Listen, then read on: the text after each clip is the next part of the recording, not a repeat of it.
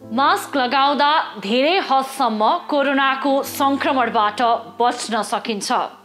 मास्कको साथ कोरोनालाई मात। एभी न्यूज खबर, राष्ट्रको सर्वश्रेष्ठ खबर टेलिभिजन।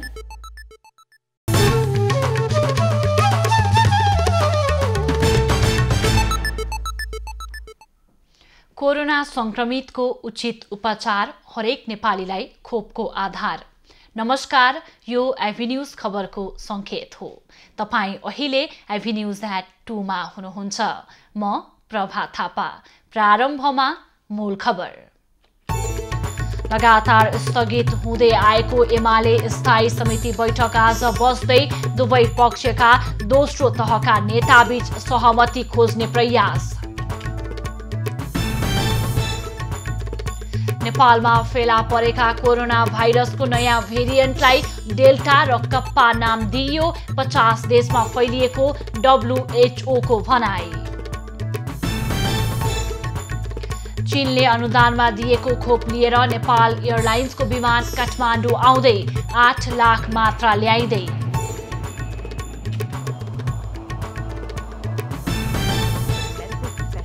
भारतले कोरोना विरुद्धको खोप अभियानलाई तीव्रता दिने, हरेक दिन 1 करोड जनालाई खोप दिने तयारी।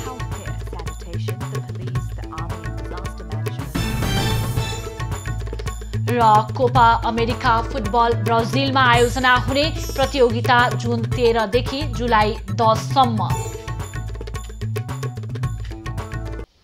अब खबरको सिलसिला प्रारम्भ गरौं प्रधान न्यायाधीशको प्रतिबद्धता सम्बन्धी प्रसंगबाट। प्रतिनिधि सभा विघटन मुद्दामा सुनवाईका गठन गरिएको संवैधानिक इजलासका 2 सदस्य न्यायाधीश दीपक कार्की र आनन्द मोहन भट्टराईले इजलासबाट आफूलाई अलग गरेपछि प्रधान न्यायाधीश चोलेन्द्र शमशेर जबराले जेठ 23 गते नयाँ इजलास तोक्ने भएका छन्।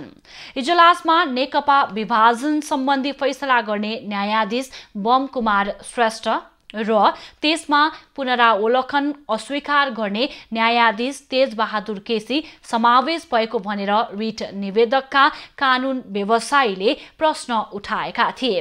तर मंगलबार दुवै न्यायाधीशले त्यो मुद्दाको प्रतिनिधि सभा विघटनसँग सम्बन्ध नभएको भन्दै इजलासबाट अलग हुन अस्वीकार गरेका थिए। त्यस लगतै इजलासका सदस्यहरू दीपक कार्की र आनन्द मोहन भट्टराईले त्यसमा असहमति व्यक्त गर्दै इजलास छोडेका थिए। यसअघि प्रधान न्यायाधीश चोलेन्द्र शमशेर जबराले वरिष्ठताका आधारमा संवैधानिक इजलास सञ्चालन गर्ने प्रतिबद्धता जनाएका छन्। सर्वोच्च अदालत बारका प्रतिनिधिसँग मंगलबार भएको भेटमा जबराले त्यसका लागि आफूले सर्वोच्च अदालतको कार्य सञ्चालन नियमावली परिवर्तन गर्ने जानकारी दिएका हुन्। प्रधान न्यायाधीश जबराले आफूसहित दोस्रो वरियतामा रहेका न्यायाधीश दीपक कार्की, 7औं वरियताका आनन्द मोहन भट्टराई, 11औं वरियताका तेजबहादुर केसी र 12औं वरियताका बम कुमार श्रेष्ठ सम्मिलित संवैधानिक इजलास गठन गरेका थिए। नेकपा एमालेको स्थायी समिति बैठक आज बस्दैछ। बैठकको पूर्व सन्ध्यामा एमालेका दुवै पक्षका दोस्रो तहका नेताबीच सोमबार पनि राति अबेरसम्म AK&ET होटलमा छलफल भएको छ। पार्टीलाई 2075 जेठ 2 को आसपासमा फर्काएर सहमति खोज्ने प्रयासमा सुभाष नेमवाङ, विष्णु पौडेल र प्रदीप गेवालीले अध्यक्ष केपी ओलीको पक्षबाट वार्ता गरेका छन्। नेपाल पक्षबाट सुरेन्द्र पाण्डे, घनश्याम भुसाल, योगेश भट्टराई र गोकर्ण विष्ट सहभागी थिए। वार्ताको विस्तृत विवरण प्राप्त भएको छैन। यसअघि पनि विष्ट बाहेकका नेता AK&ET होटलमा वार्तामा बसेका थिए। तर त्यसको भोलिपल्टै माधव नेपाल पक्षले देउवालाई प्रधानमन्त्री बनाउन हस्ताक्षर गरेपछि हुन लागेको सहमति भाँडिएको थियो।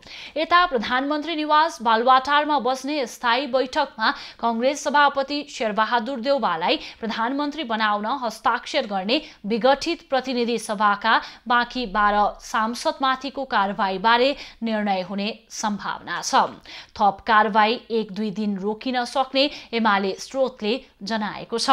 लुम्बिनीको राष्ट्रिय सभा चुनावका कारण 2 दिन लगातार स्थगित भएको बैठकमा यस बीचमा भएका दुवै राष्ट्रिय सभा सदस्य निर्वाचनको समीक्षा हुने बताइएको छ। माधव नेपाल पक्षले विपक्षी उम्मेद्वारलाई मतदान गरेका कारण पराजय भएको निष्कर्ष एमालेको छ।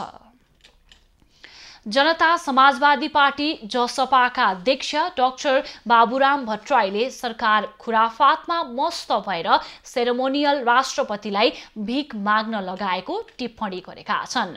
भट्टराईले एक ट्वीट गर्दै नेपाल जस्तै ठूला देशको चेपमा परेको मंगोलियाले कुशलतापूर्वक रुस र चीन दुवैबाट खोप लिएर सबैलाई पुर्याइसक्दा हामी किन कुइराको काग जस्तो भएको भन्दै प्रश्न समेत गरेका छन्। उनले कोरोना विरुद्धको खोप सबैलाई छिटो उपलब्ध गराउनु राज्यको प्रमुख दायित्व भएको जनाएका छन्। यसैबीच राष्ट्रपतिको कदमलाई नेकपा एमालेबाट निष्कासित नेता भीम रावलले पनि कोरोनाबाट त्रसित जनताको मनोदशाको शोषण गर्दै राष्ट्रपतिले कार्यकारी प्रमुख झैं विभिन्न देशका राष्ट्रपतिलाई खोप याचना पत्राचार गर्नु संविधान र प्रणालीको उल्लङ्घन हो भन्दै ट्वीट गरेका थिए। तर नेता योगेश भट्टराईले भने राष्ट्रपतिको भूमिकाको बचाउ गरेका थिए। उनले राजनीतिक विषयमा राष्ट्रपतिको अधिकार र सक्रियतालाई संविधानले नै सीमाबद्ध गरिदिएको छ। सामाजिक सद्भाव, राष्ट्रिय एकता र जनचासोका विषयमा राष्ट्रपतिको अग्रसरताले सार्थक परिणाम आउँछ भने त्यसलाई अन्यथा मान्नुहुन्न। खोपका लागि राष्ट्रपतिको सक्रियतालाई यसरी नै बुझ्ने कि भनेर ट्वीट गरेका थिए।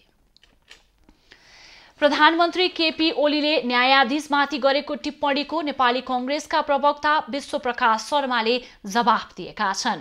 सोमबार युवा संघको कार्यक्रममा ओलीले कालो कोटधारी केही व्यक्तिले अदालतलाई कुन हैसियतमा पुर्याउँदैछन् भन्ने टिप्पणी गरेपछि शर्माले समस्या कालो कोटमा भन्दा कालो सोचमा रहेको जवाफ दिएका हुन्। संसद विघटन विरुद्धको मुद्दा न्यायिक निरूपणका लागि गठित संवैधानिक इजलासमा रहेका न्यायाधीश बारे निष्पक्षतामा प्रश्न उठिरहेको छ। प्रतिनिधि सभा विघटनको मुद्दा हेरिरहेको संवैधानिक इजलासमा रहेका न्यायाधीश द्वय तेजबहादुर केसी र बमकुमार श्रेष्ठमाथि प्रश्न उठाएकोमा ओलीले आपत्ति जनाएका थिए। कालो कोटमा होइन, कालो सोचमा समस्या छ प्रधानमन्त्रीज्यू। व्यक्तिको अभिव्यक्ति स्वतन्त्रता विरुद्ध शासकको भावनात्मक उत्तेजना सदैव निन्दनीय हुन्छ, शर्माले ट्विटरमा लेखेका छन्। विश्व स्वास्थ्य संगठनले विश्वका विभिन्न देशमा फेला परेका कोरोना भाइरसका नयाँ भेरिएन्टलाई छुट्टा छुट्टै नाम दिएको छ।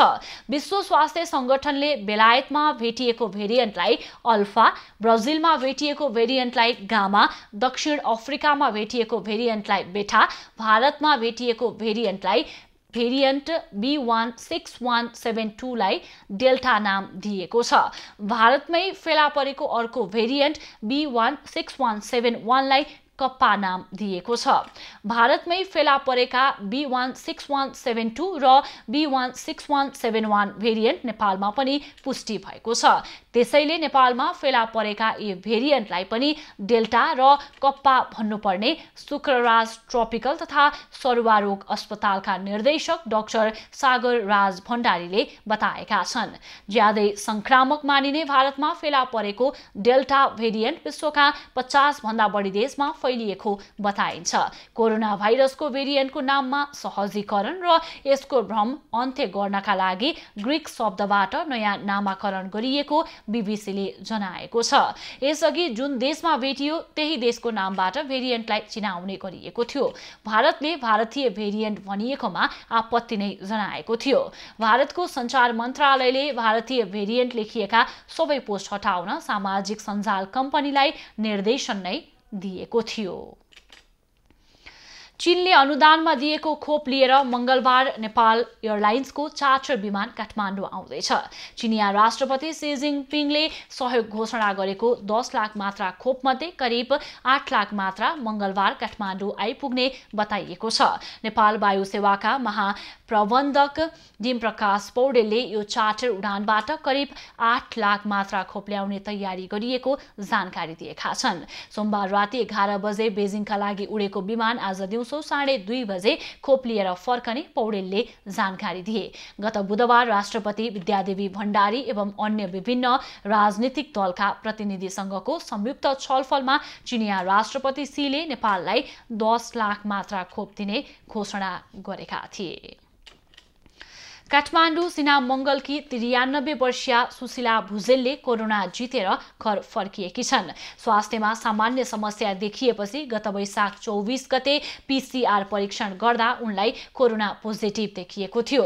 त्यसपछि उनी युथ फर नेशनले ठमेलमा सञ्चालन गरेको आइसोलेसन सेन्टरमा बसेकी थिइन्। 24 दिनपछि पीसीआर परीक्षण गर्दा उनको कोरोना रिपोर्ट नेगेटिभ आएसँगै उनी घर फर्किएकी छन्। कोरोना संक्रमणका कारण आफूलाई कुनै ठूलो समस्या नदेखिएको उनले बताइन्। यहाँ आएदेखिबाट केही भएको छैन हो। अनि यति खाने रुच्ने सुत्ने बस्ने आनन्द राम डाक्टरले सोधिबक्सिन्छ।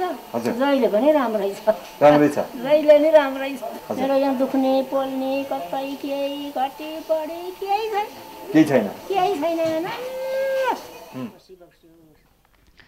युथ फर नेशनले कोरोना संक्रमितलाई चिकित्सकहरूको निगरानीमा आइसोलेसनमा राख्दै आएको छ। हाल यो आइसोलेसनमा 20 जना संक्रमित रहेको युथ फर नेशनका संयोजक लेनिन बिष्टले बताए। यस वर्षको माध्यमिक शिक्षा परीक्षा एसईई पनि आन्तरिक मूल्याङ्कनबाट हुने भएको छ। हिजो बेलुकी बसेको मन्त्री परिषद बैठकले गत वर्ष जस्तै यसपालि पनि परीक्षा आन्तरिक मूल्याङ्कनबाटै गर्ने निर्णय गरेको हो। यो निर्णय अनुसार विद्यालयहरूले गरेको आन्तरिक मूल्याङ्कनका विवरण सम्बन्धित जिल्ला शिक्षा विकास तथा समन्वय समितिमा पठाउने र शिक्षा विकास तथा समन्वय इकाइले प्रमाणित गरी राष्ट्रिय परीक्षा बोर्डमा पठाउनु पर्नेछ। विवरणका आधारमा परीक्षा बोर्डले परीक्षाफल तयार पारेर सार्वजनिक गर्नेछ। यसअघि शिक्षा मन्त्रालयको बैठकले गएको वर्ष जस्तै आन्तरिक मूल्याङ्कन विधि अनुसार एसईई सम्पन्न गराउने प्रस्ताव मन्त्री परिषदमा पठाएको थियो। गएको वर्ष विद्यालयको प्रधानाध्यापक, कक्षा शिक्षक र अनुभवी शिक्षक गरी 3 सदस्यीय मूल्याङ्कन समिति गठन गरी पहिलो त्रैमासिक अवधिको मूल्याङ्कन 10%, दोस्रो त्रैमासिक अवधिको मूल्याङ्कन 30% र तेस्रो त्रैमासिक अवधिको 60% अङ्कका आधारमा मूल्याङ्कन गरेको थियो। मूल्याङ्कन समितिले राष्ट्रिय परीक्षा बोर्डले तोकेको अनुरूप विद्यार्थीको प्राप्त अङ्क शिक्षा विकास तथा समन्वय इकाइमा बुझाएपछि सम्बन्धित शिक्षा विकास तथा समन्वय इकाइहरूले विवरण राष्ट्रिय परीक्षा बोर्डमा पठाई बोर्डले नतिजा सार्वजनिक गरेको थियो। यस वर्ष पनि कोरोना महामारीका कारण परीक्षा सञ्चालन गर्न नसकिने अवस्था भएपछि सरकारले गएको वर्षकै विधि अपनाउने निर्णय गरेको हो। त्रिभुवन विश्वविद्यालयले स्नातक तह प्रथम वर्षको आवेदन फार्म खुलाएको छ भने दोस्रो वर्षको बाँकी रहेका परीक्षा पनि लिने बारे सूचना जारी गरेको छ। तर कोरोना महामारीको जोखिम रहेकै बेला विश्वविद्यालयले निकालेको सूचनाले विद्यार्थीहरूमा अन्योल बढाएको छ। अझ आवेदन फर्म खुलेको हप्ता दिन बितिसक्दा पनि अनलाइनबाट फर्म भर्ने पद्धति थाहा नपाएर धेरै विद्यार्थी अलमलमा परेका छन्। सामान्यतया त्रिभुवन विश्वविद्यालयले स्नातक तह प्रथम वर्षको परीक्षा साउनमा लिने गरेको थियो। तर यस वर्ष कोरोना महामारीका कारण परीक्षा नै अनिश्चित भएको छ। पछिल्लो समय विश्वविद्यालयले परीक्षाका लागि आवेदन फर्म खुलाए पनि प्रक्रिया झन्झटिलो बनाएपछि विद्यार्थीहरू अन्योलमा परेका छन्। अभाव भएको हुँदा अनलाइन फर्महरू सबमिट नहुने समस्या आउन सक्छन् भने दस्तुरहरू कसरी बुझाउने, ब्याङ्कहरू सबै बन्द छ, बजारहरू सबै बन्द छ, कुन संकायको कति दस्तुर हो त्यो पनि प्रष्ट रूपमा खुलाइदिन अनुरोध गर्दछु। किनभने कतिपय प्राइभेट संस्थाहरूले युनिभर्सिटीले तोकेको भन्दा बढी शुल्क लिने गरेका पनि छन्।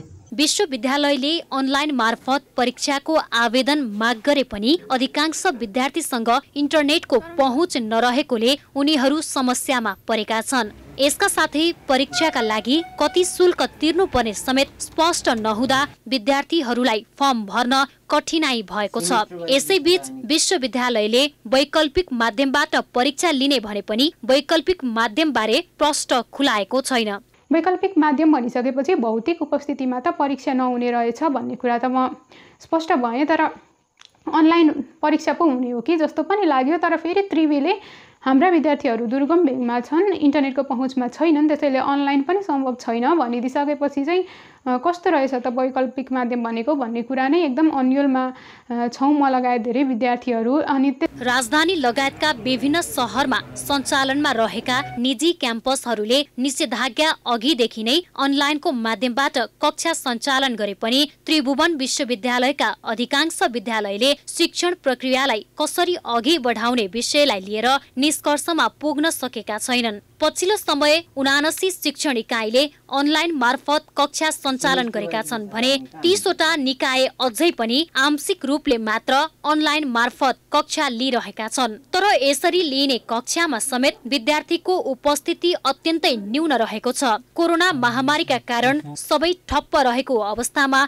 विश्वविद्यालयले देखासिखी वा भ्रम भन्दा पनि स्रोतले भ्याए अनुसारको कार्यक्रम अगाडि ल्याउनु पर्ने देखिएको छ। एभी न्यूज खबरका लागि सृजना मिश्रको रिपोर्ट। अर्थशास्त्री डाक्टर गोविन्द बहादुर थापाको मंगलबार बिहान कोरोना संक्रमणका कारण निधन भएको छ। उनको गंगालाल अस्पतालमा निधन भएको हो।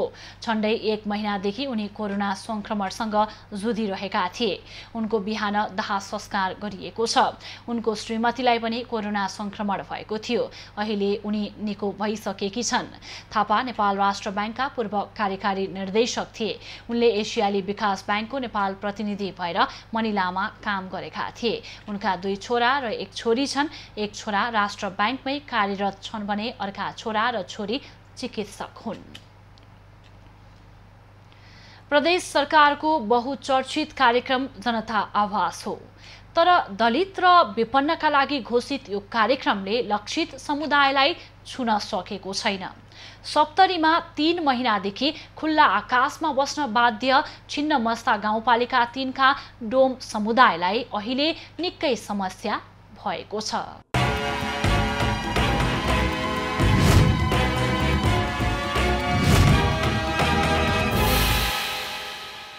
दर्शकवृन्द, सप्तरी जिल्लाको छिन्नमस्ता गाउँपालिका वडा नम्बर 3 सखडाको यो तर मधेसमा बहुसंख्यक दलित मध्येको डोम समुदायको बस्ती हो।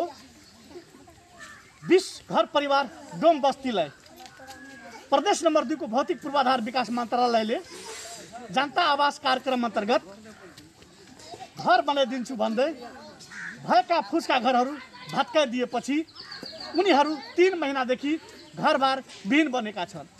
उनीहरूको घर निर्माण गर्नका लागि ठेकेदारको पत्तो छैन, नत्र सम्बन्धित निकाय नै जानकार छन् यस सम्बन्धमा।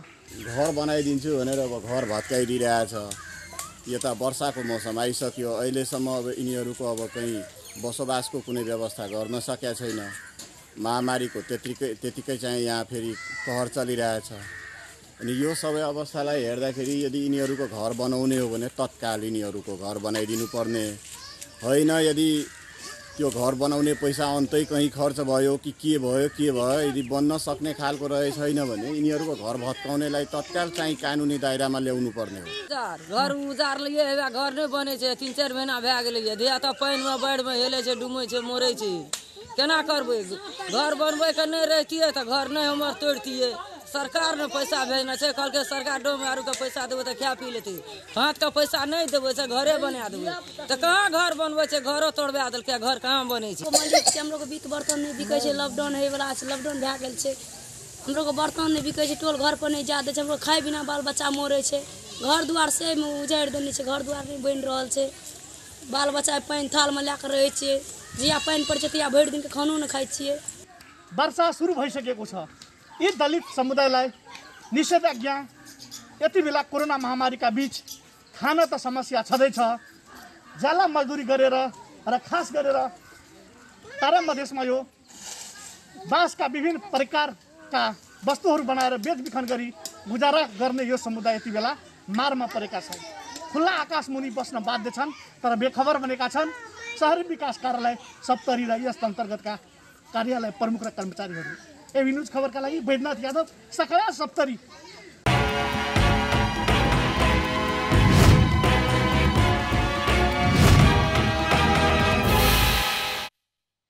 सुदूरपश्चिम प्रदेशको अस्थायी राजधानी धनगढीमा 25 शैय्याको सैनिक अस्पताल सञ्चालनमा आएको छ।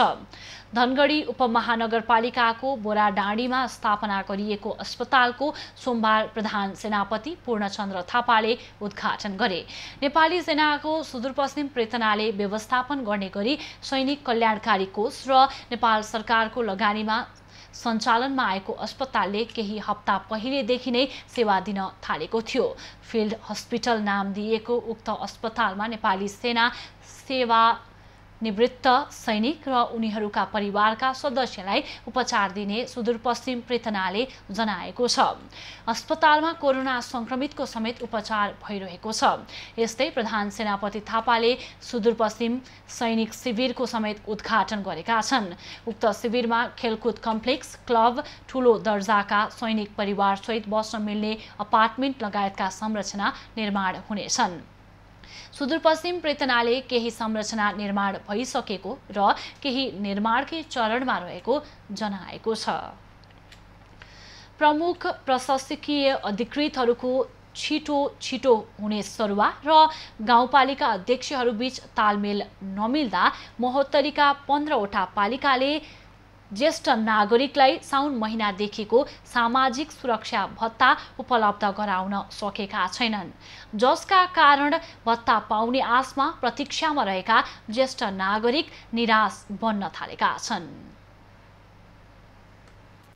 महोत्तरीको जलेश्वर नगरपालिका वडा नम्बर 2 बाहेक 15 स्थानीय तहले प्रत्येक 4 महिनामा ज्येष्ठ नागरिकलाई उपलब्ध गराउनुपर्ने सामाजिक सुरक्षा भत्ता दोस्रो चौमासिक बितिसक्दा पनि उपलब्ध गराउन सकेका छैनन्। आर्थिक वर्ष सम्पन्न हुन अब केही महिना मात्र बाँकी रहेको बेला पनि सामाजिक सुरक्षा भत्ता नपाएपछि ज्येष्ठ नागरिक आक्रोशित हुन थालेका छन्। देखियो ये पैसा मिल लिया तो भाई है बीमारी है, खा भी पिया खाएला न मिलित रहिए भाई बीमारी हो जाइए, इलाज करे लगी न लिया की करुआ दिल की बहुत काम है। संघीय सरकारले अध्यक्ष आफू अनुकूल कार्यकारी अधिकृत नपठाउँदा कर्मचारीहरूको विरोध गर्ने परिपाटी बढ्दै गएपछि स्थानीय तहमा नै अस्तव्यस्त भएको छ भने ज्येष्ठ नागरिकहरूलाई जीवनयापनमा पनि समस्या भएको छ। र अहिले वास्तवमा 20 दिनदेखि यहाँको समाजहरू, यहाँको जनताहरू कोभिडको महामारीमा औषधि खाना खर्च बिना मरिरहेको थियो। त्यस्तो अवस्थामा हामीले धेरै एक्सर्साइज गरेर हामीले जनताहरूलाई राहत जस्तै बुझौँ कि मतलब यो हामीले जनताहरूको लागि राहतै एउटा किसिमको उहाँहरूलाई 12,000 8,000 जस्तो हिसाब हुन्छ।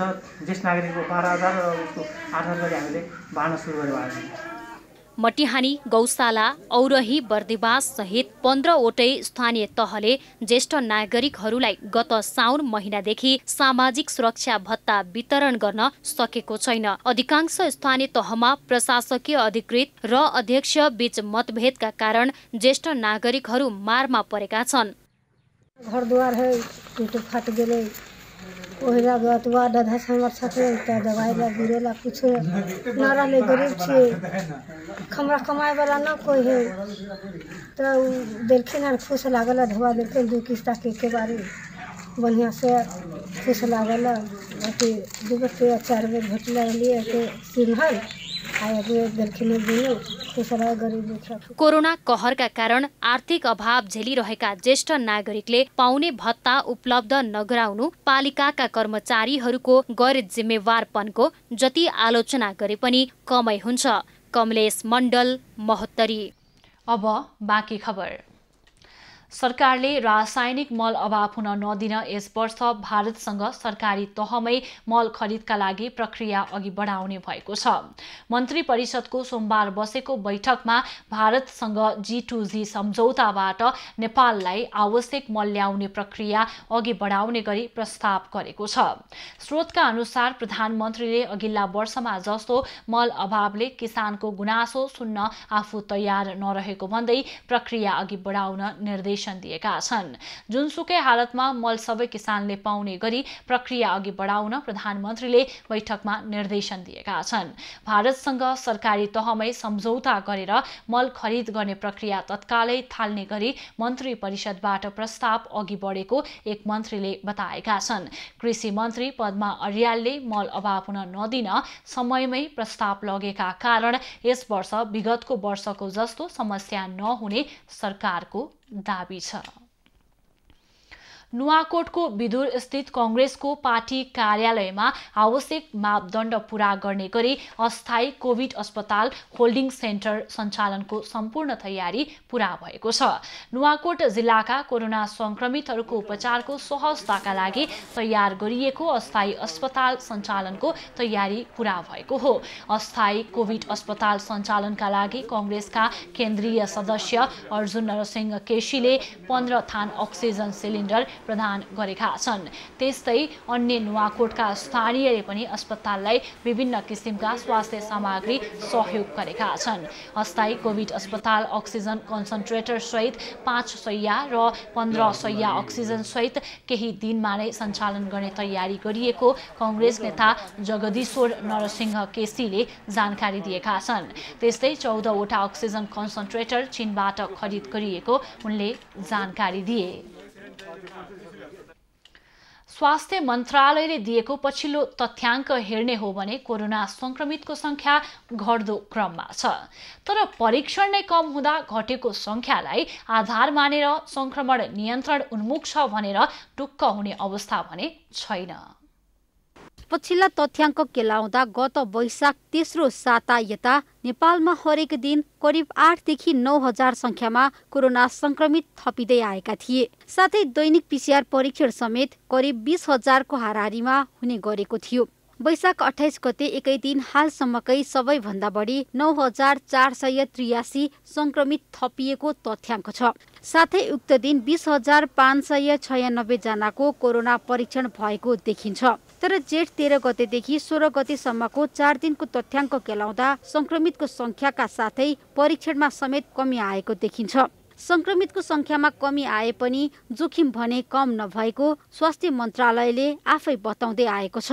हाम्रा संक्रमितहरूलाई खोज पडताल गर्ने कार्यहरू यी सबै कार्यहरूका प्रभावहरूका कारणले केही दिनदेखि तुलनात्मक रूपमा कम हुँदै गएको देखिन्छ। तर त्यो सँगसँगै PCR परीक्षण गर्नेहरूको संख्या परीक्षण गर्न जाने व्यक्तिहरूको संख्या पनि कम भइरहेको देखिन्छ। तर संक्रमण पुष्टि हुने अनुपात हेर्यो भने तुलनात्मक रूपमा केही कमी हुँदै गएको देखिए पनि उल्लेखनीय कमी देखिँदैन। जेठ 13 गतेसम्म 20,992 परीक्षण गर्दा संक्रमितको संख्या 6,939 थियो। यसैगरी जेठ 14 गते 6,000 भन्दा बढी संक्रमित हुँदा परीक्षण समेत 20,000 भन्दा बढी नै भएको देखिन्छ। तर जेठ 15 गतेसम्म आइपुग्दा संक्रमितको संख्या घटेर 4,487 तथा जेठ 16 गते 4,369 देखिन्छ। साथै उक्त दिन क्रमशः 14,752 र 12,770 मात्र कोरोना परीक्षण भएको देखिन्छ। कोरोना संक्रमण कम हुनुमा परीक्षणको दायरा कम हुनुलाई मात्र लिन नहुने स्वास्थ्य मन्त्रालयको भनाइ छ। हरेक 100 जनामा परीक्षण गर्दा संक्रमण पुष्टि हुने अनुपात हामीले हेर्यो भने हामी केही हप्ता अगाडि 40 भन्दा माथिको अनुपातमा थियौँ भने अहिले 40 भन्दा तलको अनुपातमा छौँ। तर त्यो भनेको निकै उच्च हो, त्यसलाई पनि हामीले कम भन्दैनौँ।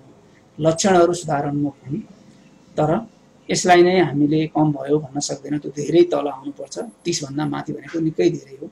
हामी त्यो 5 भन्दा तल आउनुपर्ने अवस्था हो। त्यसलाई कम गर्नलाई हामीले अझै पनि समयमित हुनुपर्ने, जनस्वास्थ्यका मापदण्डहरू पालना गर्नुपर्ने, संक्रमणबाट जोगिनुपर्ने, एकअर्कालाई जोगाउनुपर्ने ती गतिविधिहरू हामीले गरिराख्नु पर्ने हुन्छ। स्वास्थ्य मन्त्रालयको आइतबार तथा सोमबारको तथ्याङ्क अनुसार दैनिक पहिचान हुने संक्रमितको संख्यामा करिब 50%ले कमी आएको देखिन्छ। साथै परीक्षण पनि 50%कै हाराहारीमा कमी आएको देखिन्छ। एबी न्यूज खबरका लागि त्रिगुडा भट्टराई बस्नेत, काठमाडौँ। लुम्बिनी प्रदेशको राष्ट्रिय सभा उपनिर्वाचनमा नेपाली कांग्रेसका उम्मेद्वार दृगनारायण पाण्डे विजयी भएका छन्। पाण्डेले नेकपा एमालेका उम्मेद्वार चन्द्रबहादुर खड्कालाई 546 मतभारले पराजित गर्दै राष्ट्रिय सभा सदस्यमा निर्वाचित भएका छन्। कांग्रेस सहित नेकपा माओवादी केन्द्र, जनता समाजवादी पार्टी, राष्ट्रिय जनमोर्चाको समर्थन पाएका दृगनारायण पाण्डेले सत्तारूढ एमालेका उम्मेद्वार चन्द्रबहादुर खड्कालाई पराजित गरेका छन्। पाण्डेले प्रदेश सभातर्फ 42 र स्थानीय तहतर्फ 118 जनाको मत पाएका छन्। खड्काले प्रदेश सभातर्फ 40 र स्थानीय तहतर्फ 94 जनाको मत पाएका छन्। प्रदेश सभातर्फ 1 मत र स्थानीय तहतर्फ 2 मत बदर भएको छ।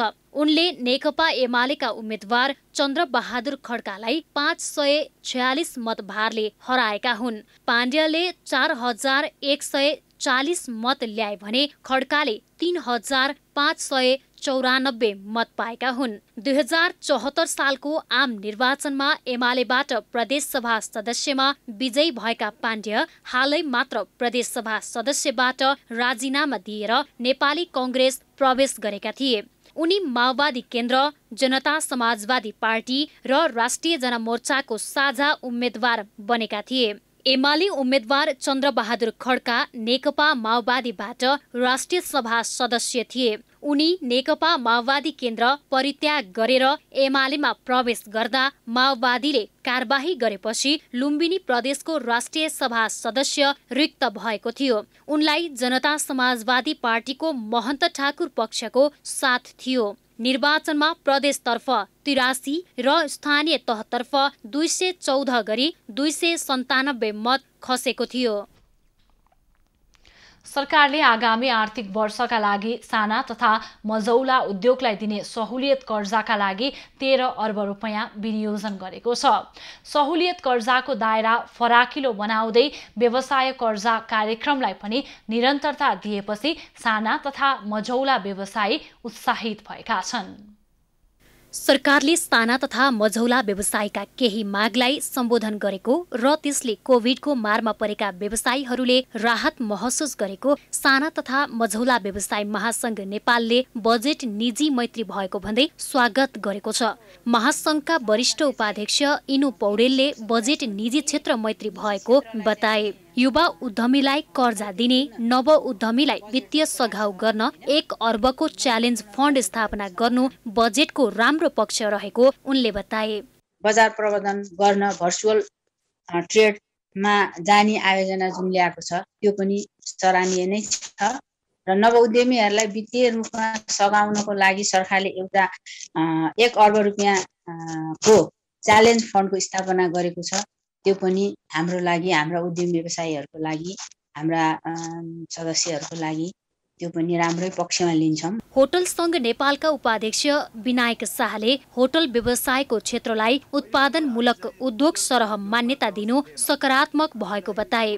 होटल व्यवसायलाई उद्योगको रूपमा वर्गीकरण गरिनु बजेटको राम्रो पक्ष भएको भन्दै उनले व्यवसाय कोषलाई निरन्तरता दिने, करको दर घटाउनु तथा 10 दिनको पर्यटन काजले पर्यटन क्षेत्रको विकासलाई सघाउ पुर्याउने बताए। जुन चालु वर्षमा पनि 50 अरबको रकम 5% ब्याज दरमा दिने भन्ने कुरा थियो, त्यसलाई निरन्तरता दिने भन्ने कुरा छ। त्यस्तै अब हाम्रो यो पर्यटन 10 दिनको पर्यटन काज निजामती कर्मचारी, सार्वजनिक संस्थानका कर्मचारीलाई दिने भन्ने कुरा छ। त्यसले पनि केही मात्रामा हामीलाई केही सहयोग टेवा पुर्याउँछ भन्ने हामीले आशा गरेका छौँ। नाडा अटोमोबाइल्स एसोसिएसन अफ नेपालका अध्यक्ष कृष्ण दुलालले पनि बजेटले व्यवसायी उत्साहित बनाउँदै व्यवसाय गर्न तथा उद्योग खोल्न प्रोत्साहन गरेको बताए। व्यवसायको हितमा सोच्न खोजेको अथवा केही न केही यसलाई चाहिँ प्रतिफल दिने गरी अथवा व्यवसायलाई उत्साहजनक बनाउने र व्यवसाय गर्न अथवा उद्योग खोल्नका लागि प्रोत्साहन गर्ने खालको बजेट हामीले बुझेका छौँ समग्रमा हेर्दा। तर अटोमोबाइल क्षेत्रलाई मात्रै हेर्नुहुन्छ भने त अटोमोबाइल सेक्टरका त धेरै जस्ता मागहरू पूरा भएका छन्। खाद्यका लागि कृषि अभियानका संयोजक उद्धव अधिकारीले भने बजेटको आलोचना गरेका छन्। विगतमा कागजमै पूरा गरिसकिएका नीति कार्यक्रम दोहोर्याएर झुटको पुलिन्दाको रूपमा बजेट आएको उनको आरोप छ। कृषिको आधुनिकीकरण, व्यवसायीकरण र औद्योगिकीकरणको विषयमा स्पष्ट नीति आउन नसकेको अधिकारीले बताए। धेरै पटक हाम्रा हरेक कृषिका नीति दस्तावेजहरूमा हामीले देख्दै सुन्दै पढ्दै आयौं, तर त्यो अनुसारको नीति कार्यक्रमहरू अहिले पनि देख्न सकिएको छैन। जस्तो तपाईको अहिले आत्मनिर्भरताको कुरा अहिले पनि गरिया छ। लगभग 2 वर्षमा चाहिँ हामी दूध र तरकारीमा आत्मनिर्भर हुने कुरा गरिया छ, 5 वर्षमा चामलमा आत्मनिर्भर हुने कुरा गरिया छ, 3 वर्षमा मकै, गहुँ, कोदो, फापरमा आत्मनिर्भर हुने कुरा गरिया छ। सम्भव यो तरिकाले यसरी हिँडेर हामी यसलाई यो झुटको पुलिन्दा नभनेर के भन्नु। घोषित नीति कार्यक्रमहरू स्थानीय तह मार्फत कार्यान्वयन गर्न सकिए अझ उपलब्धिमूलक हुने व्यवसायीहरूको ठहर छ। नेपालकै सबैभन्दा होचो पर्यटकीय महत्त्व बोकेको झापाको कचनकवलमा आन्तरिक तथा बाह्य पर्यटकहरू आकर्षित गर्ने कचनकवल गाउँपालिका अगाडि बढाउन थालेको छ। गाउँपालिकाले सो क्षेत्रमा पर्यटकका लागि आराम घर, पोखरी, बाटो, सुरक्षाका लागि प्रहरी पोस्ट लगायतका संरचना निर्माण गरेको छ। समुद्र सतहदेखि 58 मिटर उचाइमा रहेको यस क्षेत्र हेर्नकै लागि देश तथा विदेशबाट धेरै पर्यटकहरू आउने गरेका छन्। नेपाल सरकारको 100 पर्यटकीय गन्तव्य क्षेत्रमा परेको नेपालकै होचो स्थानमा रहेको कचनकवल स्तम्भ र त्यससँग सम्बन्धित पोखरीमा विकासका कामहरू भइरहेका छन्। समुद्र सतहदेखि 58 मिटर उचाइमा रहेको कचनकवल घुम्न आउनेहरू दिनानुदिन बढ्दै गएपछि केन्द्रीय र स्थानीय सरकारले भौतिक पूर्वाधार र सजावटका काम अघि बढाएका छन्। 1,66,00,000 सशस्त्र र बाँकी कचनकवल गाउँपालिका गरी 6,50,00,000 लागतमा 3 स्थानमा भौतिक पूर्वाधार निर्माण भइरहेका छन्। नेपालकै होचो भाग कचनकवललाई हामीले गाउँपालिकाको तर्फबाट पनि बजेटहरू विनियोजन गरेका छौँ र त्यो बजेट हामीले यो अबको 6 महिनामा हामीले कचनकवल स्तम्भ, कचनकवल झिल र कचनकवलको माछा पोखरी जुन छ 6 महिनाभित्र हामीले त्यसको एउटा रूप चाहिँ तयार गर्छौँ। गाउँपालिकाले कचनकवल 4 मा रहेको होचो स्थानको स्तम्भ फैलिएको 4 बिघा क्षेत्रफलमा पर्यटकीय भवन, पोखरी, सवारी पार्किङ, पोखरी वरिपरि पदमार्ग, फुलबारी र सार्वजनिक शौचालय निर्माण गर्ने भएको छ। यी संरचना निर्माणपछि पर्यटकहरूले घुमफिरका साथै आराम पनि गर्न सक्नेछन्। विगतमा असुरक्षित महसुस गर्दै आएकोमा कोरोना महामारीसँगै सशस्त्र प्रहरीको बीट स्थापना भएपछि सुरक्षाको अनुभूति भएको गाउँपालिकाले जनाएको छ। पर्यटन प्रवर्धनलाई चाहिँ बढावा दिने हाम्रो योजना रहेको छ र मलाई लाग्छ यो अबको 6 महिनापछि कचनकवलको पर्यटन स्थल चाहिँ केही त्यसको पर्यटनहरू भित्र्याउने। यसै गरी 13 बिघा क्षेत्रफलमा फैलिएको केचना झिलको वरिपरि बाँध उठाएर पोखरी बनाई त्यसको वरिपरि इन्टरलकिङ गरेर पर्यटकहरूलाई घुम्नका लागि सुन्दर स्थान बनाउने गाउँपालिकाको भनाइ छ। केचना चाहिँ वर्षौंदेखि डुबान हुँदै आएको क्षेत्र हो। यहाँ चाहिँ सधैँ पानीले एकदम डुबान हुने ठाउँहरू हो। हामीले अहिले जहाँ हामी उभिरहेछौँ यो पोखरीहरूलाई चाहिँ सुरुमा पानीबाट मुक्त गर्नका लागि हामीले 4 मिटर हाइटको बाँध निर्माण गर्ने काम सुरु गरेका छौँ। वरिपरि यो टोटल हाम्रो 13 बिघाको पोखरीलाई नै बाँध बनाइदिने, बाँध बनाएर त्यो बाँधको छेउछेउमा ल्यान्डस्केपको काम गर्ने। कचनकवल 3 मा 16 बिघामा फैलिएको बडो केचना झिलमा अहिले 50% काम सम्पन्न भएको छ। यहाँ 6 वटा पोखरी निर्माण गरी पोखरी वरिपरि सजावटका कार्य गरिँदैछ। डुङ्गा सञ्चालनदेखि माछा पालनसम्मको लक्ष्य दिएर पोखरी निर्माण थालिएको हो। सन्तोष नेउपाने, झापा। लगातारको निषेधाज्ञा तथा 3 दिनसम्म भएको भारी वर्षाका कारण कपिलवस्तुका तरबुजा उत्पादक कृषकहरूलाई लाखौं रुपैयाँको नोक्सानी भएको छ। निषेधाज्ञाका कारण यहाँका कृषकहरूको खेतबारीमा उत्पादन भएको तरबुजाले बजार पाउन नसक्दा उनीहरू समस्या भोग्दै आएका थिए। यसैबीच लगातार 3 दिनसम्म भएको भारी वर्षाले कृषकका खेतबारीमा लगाइएको तरबुजा खेतमै फुट्न, सड्न र गल्न थालेको छ। गत वर्ष पनि लकडाउनकै कारण लाखौं रुपैयाँ नोक्सानी बेहोरेका यहाँका कृषकहरूको यस वर्षको पनि पीडा उस्तै छ। पक्की 5 बिघा क्षेत्रफलमा तरबुजा खेती गरेका बुद्धभूमि नगरपालिका वडा नम्बर 10 चेतरादेहीका कृषक महन्त केवटले आफ्नो समस्या एभिन्यूज खबरको क्यामेरामा यसरी बताएका छन्। उनको खेतबारीमा फलेका तरबुजाहरूको बजारीकरणका लागि कृषकहरूले सबैमा आग्रह समेत गरेका छन्। यहाँको उत्पादन सुरु हुने बित्तिकै लकडाउन आइदियो अनि बजारीकरण हुन पाएको छैन। त्यसमा पनि आज भर्खर बन्द भएको 3 दिनको लगातार अविरल वर्षाको कारणले अनि यहाँको अब हेर्नुहोस् यति धेरै उत्पादनहरू छ होइन। तर अब घाम लाग्न सुरु गरिसकेपछि अनि यो सबै फुट्न र कुहिन सुरु हुन्छ अनि पुरै नोक्सान भएर जान्छ। तरबुजा खेती गरेका महन्त केवटको जस्तै बाणगंगा नदी किनारमा अन्य तरबुजा कृषकहरूको समस्या पनि उस्तै छ। कृषकहरूले अपेक्षा गरे अनुसार नै तरबुजा उत्पादन त भयो, तर उत्पादित तरबुजाको बिक्री हुन नसक्दा यस क्षेत्रका 2 दर्जन बढी कृषकहरू चिन्तित बनेका छन्। अघिल्ला वर्षहरूमा खेतबारीबाट सबै तरबुजा बिक्री हुने गर्थ्यो।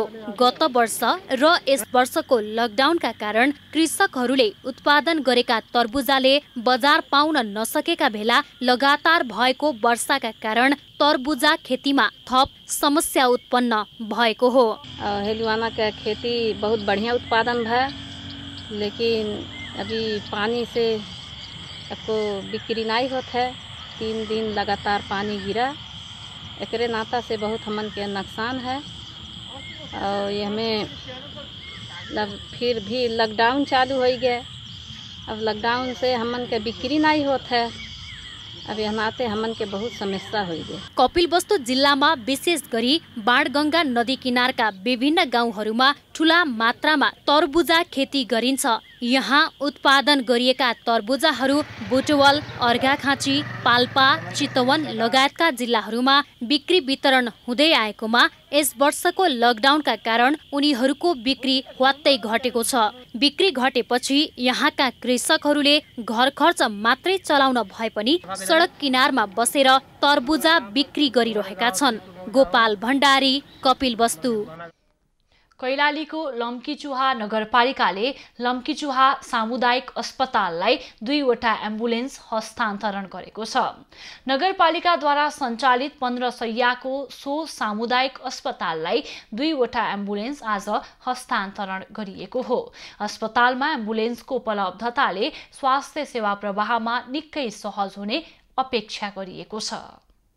कैलालीको लम्कीचुहा नगरपालिकाले अस्पताललाई 2वटा एम्बुलेन्स हस्तान्तरण गरेको छ। नगरपालिकाको आर्थिक वर्ष 2077-78 को बजेटमा व्यवस्था भए बमोजिम नगरपालिकाले आइतबार अस्पताललाई 2वटा एम्बुलेन्स हस्तान्तरण गरेको हो। सहुलियत स्वास्थ्य सेवा प्रदान गर्ने नगरपालिकाको उद्देश्य बमोजिम सुत्केरी तथा गर्भवती महिलाहरूको लागि निशुल्क र अपाङ्ग तथा ज्येष्ठ नागरिकहरूले विशेष छुटमा एम्बुलेन्स प्रयोग गर्न सक्ने जानकारी दिए।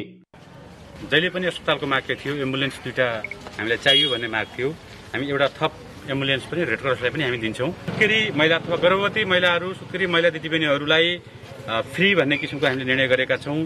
अपाङ्ग जुन रातो कार्ड र नीलो कार्ड प्राप्त भएकावाला छन् उहाँहरूलाई चाहिँ हामीले सहुलियत दिने भनेका छौँ। अस्पतालसँग आफ्नो एम्बुलेन्स नहुँदा बिरामीहरूलाई अस्पतालसम्म ल्याउन र अन्य ठाउँमा रेफरका लागि कुनै सङ्घ संस्थासँग एम्बुलेन्स मागेर काम चलाउनु पर्ने बाध्यता थियो। अहिले नगरपालिकाबाट 2वटा एम्बुलेन्स प्राप्त भइसकेपछि अस्पतालको सेवा प्रवाहमा निकै सहज हुने अस्पतालका व्यवस्थापक जयेन्द्र जैसीले बताए। एकदमै यो एम्बुलेन्स नहुँदाखेरि अरूबाट मागेर अथवा अरू अन्य सङ्घ संस्थाबाट मागेर काम चलाइरहेका थियौँ। अब लम्कीचुहा नगरपालिकाले लम्कीचुहा अस्पताललाई 2टा एम्बुलेन्स दिइसकेपछि हामीले यहाँबाट एकदम जटिल प्रकृतिका अस्पतालले उपचार गर्न नसक्ने किसिमका रोगहरूको लागि, त्यस्तो किसिमका बिरामीलाई रिफर गर्नका लागि एकदम सहज भएको छ। साबिक बलिया स्वास्थ्य चौकीका रूपमा रहेको स्वास्थ्य संस्थालाई नगरपालिकाले स्तर उन्नति गर्दै 15 शय्याको सामुदायिक अस्पतालको रूपमा 2066 सालमा विकास गरेको थियो। एमडीजीपी सहितको स्वास्थ्य सेवा प्रदान गर्दै आइरहेको अस्पतालमा अब कसैले पनि एम्बुलेन्सको अभावमा मर्न नपर्ने अस्पतालका सदस्य सचिव गंगाराम उपाध्याय बताउँछन्। हाम्रो लङ्कीचुवा नगरपालिकाबाट लङ्कीचुवा अस्पताललाई 2वटा एम्बुलेन्स निःशुल्क रूपमा प्रदान गर्नुभएको छ। चितुवामा लङ्कीचुवा अस्पतालमा उपचार गर्न आउने बिरामीहरूलाई लिन र पुर्याउनको लागि अब सहज हुनेछ र कसैले पनि एम्बुलेन्सको सेवा नपाएर मृत्यु हुने अवस्था हुने। यस्तो कोरोना महामारीमा 4 पाङ्ग्रे एम्बुलेन्सको अभावमा अटो एम्बुलेन्स प्रयोग गर्न बाध्य यस क्षेत्रका जनता अब भने सर्वसुलभ रूपमा एम्बुलेन्स मिल्ने भएपछि खुसी भएका छन्। नगरपालिकाले एम्बुलेन्स 22,05,000 लागतमा खरिद गरेको हो। एबी न्यूज खबरका लागि क्यामेरामा दीपक टमट्टाका साथ मंगल बास्कोटे, कैलाली। अब पालो एबी न्यूज एट मौसमको।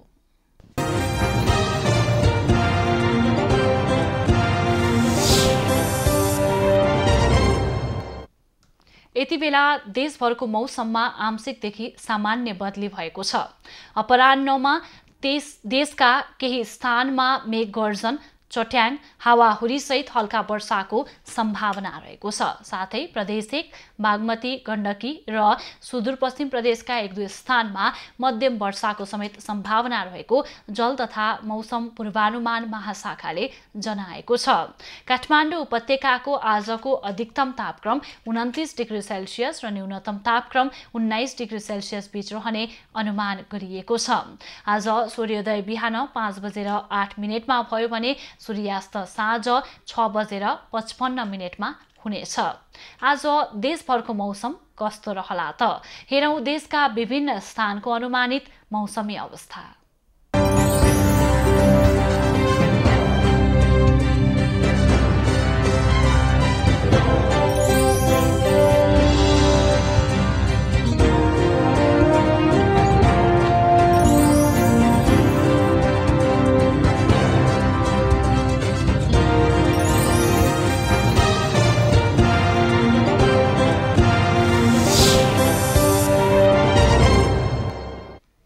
अहिलेलाई खबरको क्रम यति नै।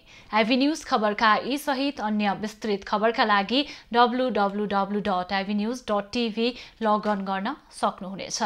युट्युब, फेसबुक र ट्विटरमा पनि हामीलाई फलो गर्न सकिनेछ। खबर भित्रको खबरका लागि हेर्दै रहनुहोला एबी न्यूज खबर। नमस्कार।